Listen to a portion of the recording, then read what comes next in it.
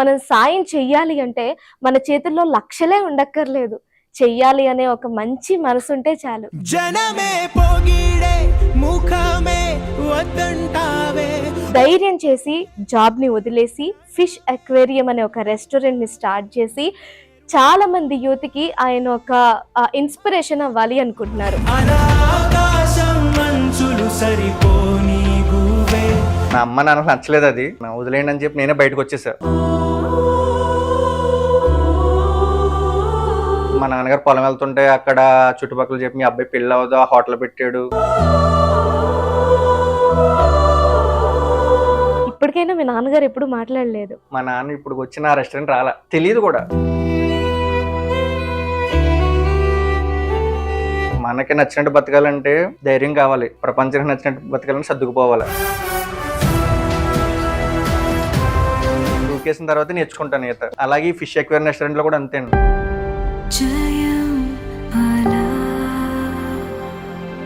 Counter చూస్తేనేమో 1000-2000 కూడా వచ్చేది కాదండి. దీని ఖర్చు వచ్చేసి మనకి 15,000-18,000 వచ్చేది. రూమ్ లో కూర్చొని కళ్ళంటి నీళ్ళు వచ్చిన రోజులు కూడా ఉన్నాయండి నాకు. ఇంకా తీసేద్దాం అనుకున్నాను నేను రెస్టారెంట్. జనం వచ్చి లోపలికి అలా స్మెల్ చూసి అబ్బా ఏంటి ఫిష్ స్మెల్ వస్తుంది చెప్పకుండా వెళ్ళిపోయేవారు. స్ప్రేలు అన్ని చేసినా కానీ ఆ స్ప్రేలు ఈ నీటి స్మెల్ కలిసి ఇంకా అదొక డిఫరెంట్ టైప్ ఆఫ్ స్మెల్ వచ్చేసింది. అలా ముక్కు మూసుకుని బయటకు వెళ్ళిపోయేవారండి. ఇంటికి వెళ్ళి చెప్పేద్దాము నేను ఓడిపోయానని చెప్పి అనుకున్నాను.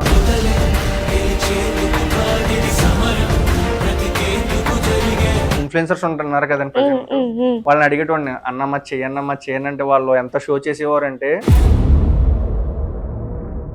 నేను టిఫిన్ చేసిన ఒక మినపట్టు ఒక టీ అండి, దానికి నా దగ్గర డబ్బులు లేవు. అబద్ధం చెప్పాను, నా ఫోన్ పే పని చేయట్లేదు. నిన్నే చూసే చెయ్యే చాచే బాబు నేను చనిపోతే గనక మా చెల్లిని చూసుకుంటావా అని చెప్పి అడిగారు. జనరల్ గా చెప్తారు కదా అని చెప్పి అనుకున్నా. అన్న 5 days కానీ చనిపోయారండి.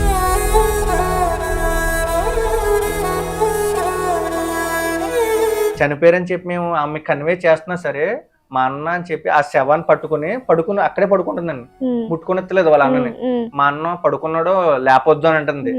అసలు అక్కడ ఉన్న కానిస్టేబుల్స్ కానీ మా అక్కనే ఇంకా నిజంగా నేను ఎప్పుడు చూడలేదు అలాంటి మూమెంట్.